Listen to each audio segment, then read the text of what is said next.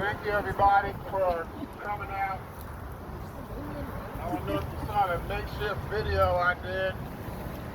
I was asking for 500 people, but I'm sure that the events over the weekend have some people still sitting at home under their dinner table and still come outside.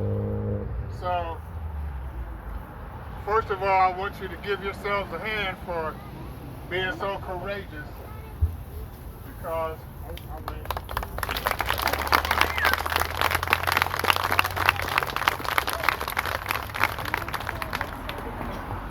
this isn't an easy thing to do. Some of you are getting off work, some of you got to go to work later. Excuse me. It's hot. Some of us have got an excuse, not to be here today. So your presence here means an awful lot to me. I think it means an awful lot to John's mother, Tressa, and his father, John Jr. And I want you to know that the Yellow Springs State area has been like very consistent since day one, since the grand jury decision, and we decided that we had to do something. Excuse me. I'm so sorry. And we're still here. Right?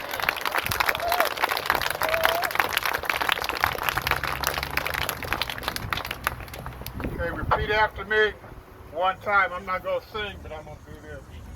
Okay. We're here. We're here To stay. to stay. We ain't going away.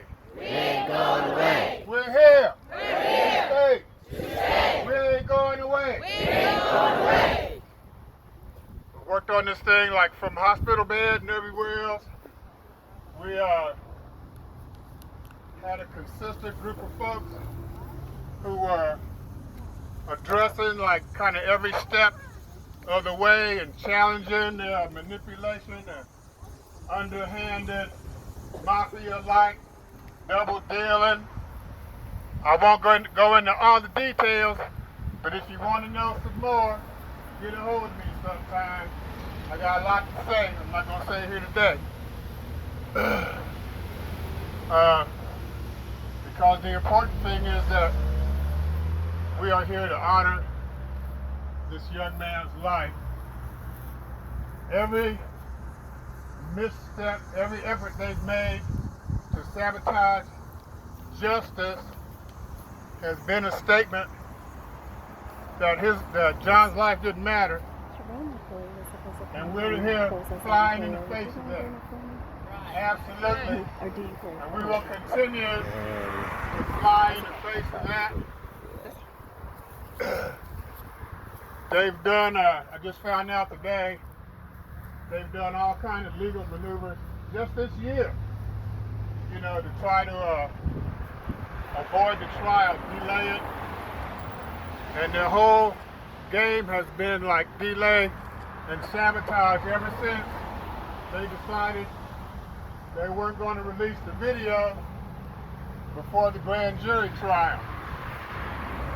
So I got to ask you, if John was guilty of any other thing that boy accused him of when he called 911, how long do you think it would have taken them to release the video? Right, with the quickness. So in spite of all of that,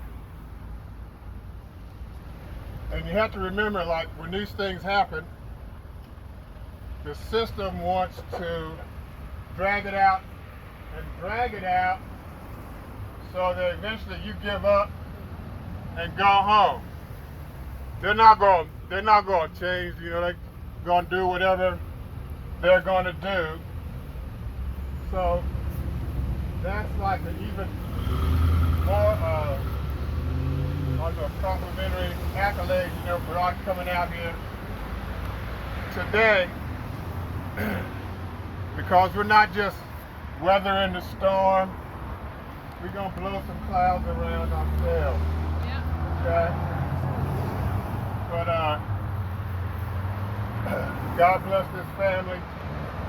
I can't, and you probably can't imagine what it would be to have to like relive this thing almost every day. You know, you just can't even imagine not just losing a child, but watching the process of justice be sabotaged, you know, get like slapped in the face, kicked in the gut, stomped on day after day and day after day. So we want to like make sure we pay good attention to this family as we have been and continue to do that from now on. So trust that we love you. Can't imagine how difficult this is. We love you. Brother John. We love you back. We love you. We love you. And we're going to keep on throwing love your way, and anything else we can do between now and then, let me know. I've been known to throw a few curveballs myself. Yeah. Busting through the line. You know, and even back in the day, a little underhanded stuff. I'm not beyond that when it comes to this. So at this point, turn it over to Yolanda. Thank you again for coming out. Man, I sure do appreciate y'all. Now we are going to hear from a mother who unfortunately has joined the list with Tressa and John, whose son was killed in Marines. Her name is Sabrina Jordan. She started an organization called Ohio Families Unite Against Police Brutality, and she's going to speak briefly about some of the things that she is trying to accomplish. I wanted her to come out. I'm sorry. I wanted her to come out because I wanted people to understand that this is an ongoing process, that we have to continue to work to make sure that we hold our police officers accountable and that murderers go to jail. So without further ado, Sabrina Jordan.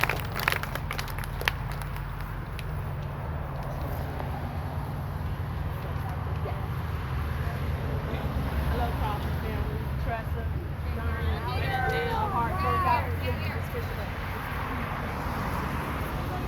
I appreciate it. Can you hear me? Yeah. Okay. Like you said, my name is Sabrina Jordan. I'm out here to support the Crawford family. She's going to have to talk. It's not working. That's what we're trying to get you guys to understand. It's not the way we have it switched. It's not working. So she's going to try to talk as loud as she can.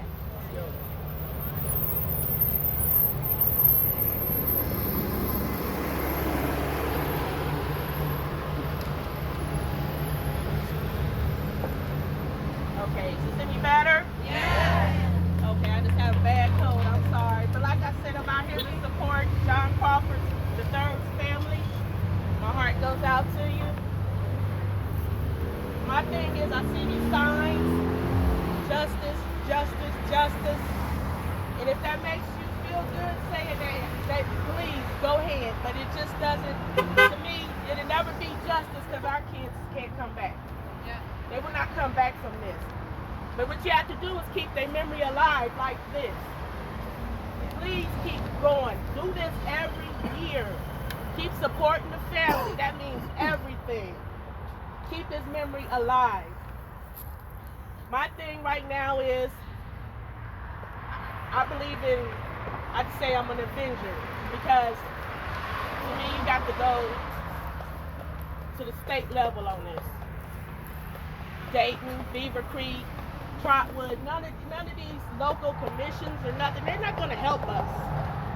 We need to get a bill going for police accountability, transparency, de-escalate Ohio, get these police officers the training they need. They are destroying our families, and then they go home to theirs. It just makes you so angry.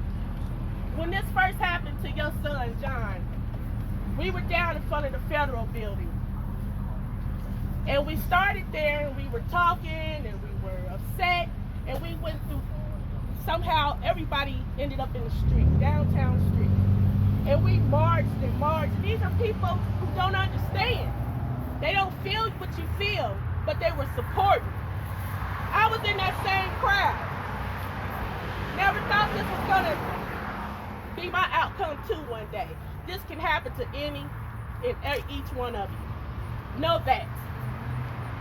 It's not just a black thing anymore, it's an everybody's thing, okay? They want to kill, they're going to kill. But we have to support each other. We need all the support when we go to the state. When we go down to Columbus and we're marching through there and we're going up in there with all these signatures to get this bill going, we need the support. We are powerful in numbers, okay? They need to be scared. They work for us. How do you work for us and you kill us? And it's okay. Everybody, we got to stand up. If you support, you come out here once a year, a few more trips a year down to the State House, a few phone calls to the State House. It does work. People's not believing in voting these days. Believe me, it's not going to happen right off. But we got to stay consistent. And that's all we ask. Okay? I love seeing all these faces out here today. Love y'all. Please keep the support up. Keep the family going. Love y'all. Thank you.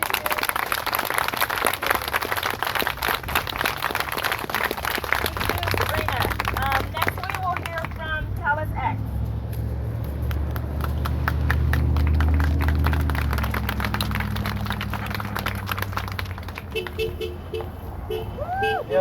Yes. Hello, everybody. I'm glad y'all came today. You know, if we don't come out and do nothing any other time of the year, this one day, I'm glad y'all came out. I want to say hello to family, friends, and like my big brother Malcolm X would say, and enemies. Because honestly, I know some folks probably came for cameras. Some people came because they really care.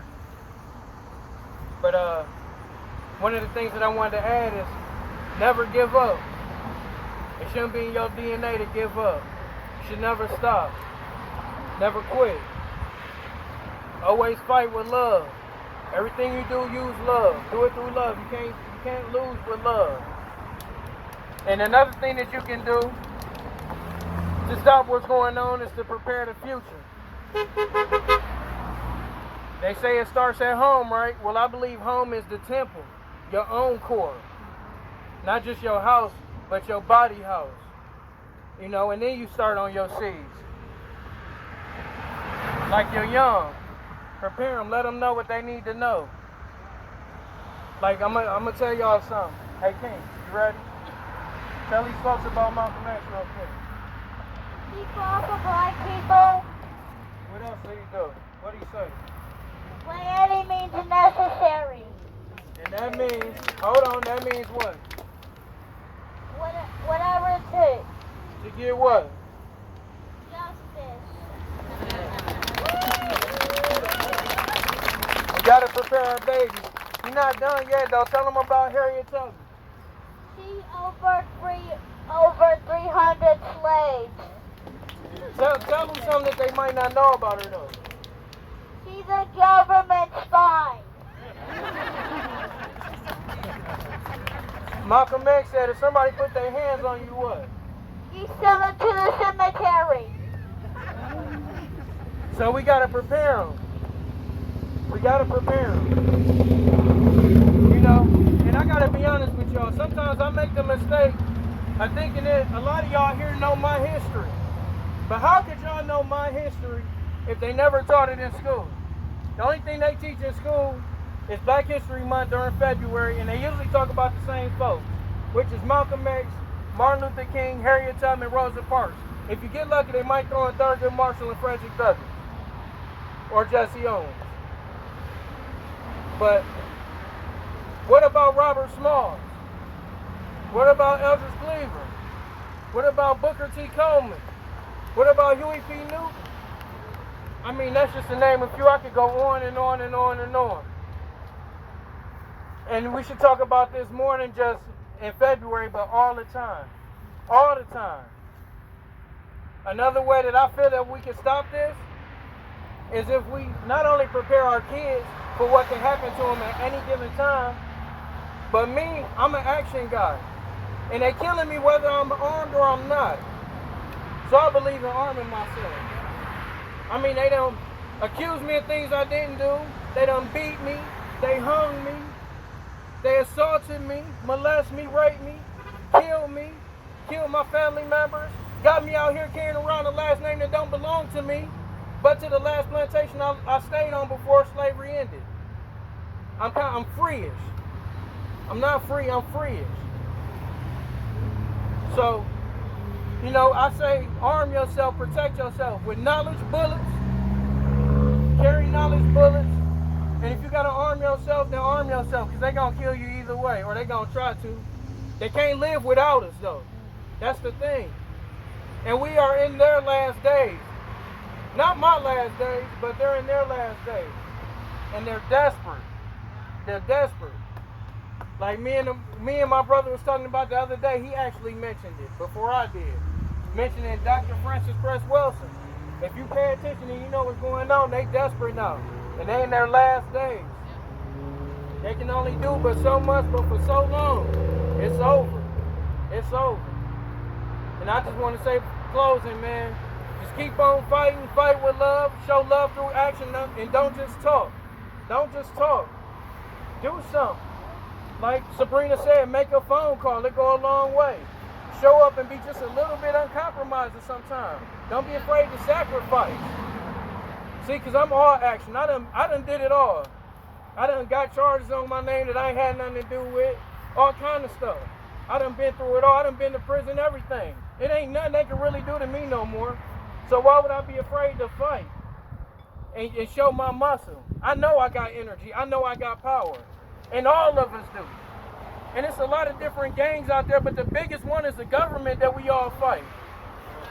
That's the biggest gang out here. So we need to create our own gang of love members and fight them. All right, thank you. Yeah. Thank you to tell us that. Now we're going to actually hear from John's father, John Crawford Jr.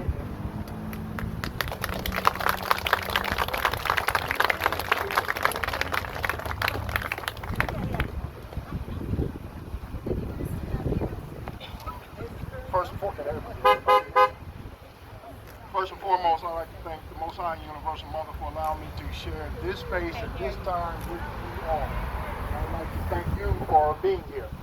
Okay. A lot of people ask about updates, where we are with the case, and I know that's one of the main questions out there. Okay, do you have any updates for us? Not really, believe it or not. Today, as we all know, it's 5 years in. Not much has changed. But I will share a tidbit of information with you that's concerning to me, and most of it has to do with the, I wouldn't say necessarily the morality issue of this case. And by that I mean the case is just going back and forth. 1 minute it's seeming to go without giving you all the details, because most of which are legal, which we have to kind of stay away from. But there's a lot of inconsistencies in dealing with the case right now. One time it goes pretty much in the right direction, and then we'll get a call and it goes south. You know, so the common ground right now is that the consistency is the inconsistency.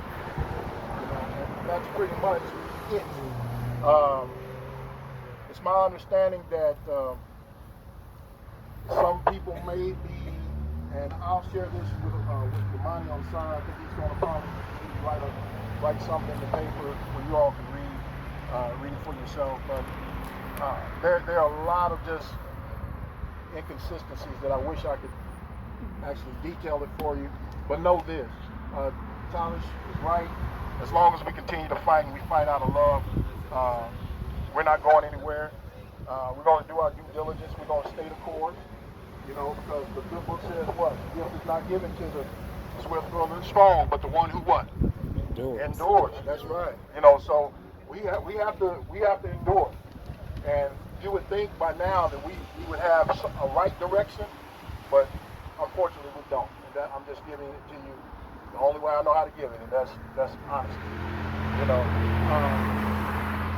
one thing I think we need to be mindful of is that these cases, the judicial system is predicated primarily on the judge. You know, I was told, I think we only have 2 federal judges in Dayton. I was told that, not that I'm a bipartisan guy in terms of politics, because I frankly just don't believe in bipartisan anything, because life is not like that. It's more of a gray area than it is white and black, you know. So I think that supposedly we got the better person as far as judge selection. But however, I think we still need to just be mindful of the judicial system as a whole. Cases such as this, usually even with the jury present, the judge has the right to overturn any decision. You know, so really it reverts back to, you know, the judge. And so hopefully the judge will do the right thing. You know, hopefully we'll get a nice jury selection of open-minded people and fact-based type of thinking of people who can call it what it is. It is what it is. The footage is objective. There's no subjectivity in that. What you saw is what you saw.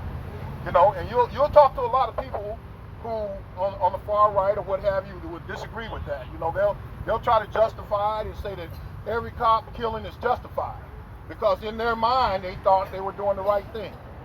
That's the kind of world we live in. You know, which is absolutely ridiculous. If that's the case, why the hell, we need evidence? It's supposed to be based and predicated on the evidence given. When you have footage, you have evidence, conclusive evidence, okay? You base your decision upon the evidence, you know? But unfortunately, we still live in a day and a time where that does not happen too often because we're dealing with just flat, unadulterated racism, period. That's what this is. And when they pass here and they see you all, and it's actually more whites than black. That's irony in its truest sense. Well, we pretty much evened out this year. I think it's growing every year, actually. It's more here this year than it was last year. And we thank you for that. Thank you. Give yourself a round of applause. Every year, it's bigger and bigger and bigger. You know, so we're definitely growing. But know that that's what we're dealing with.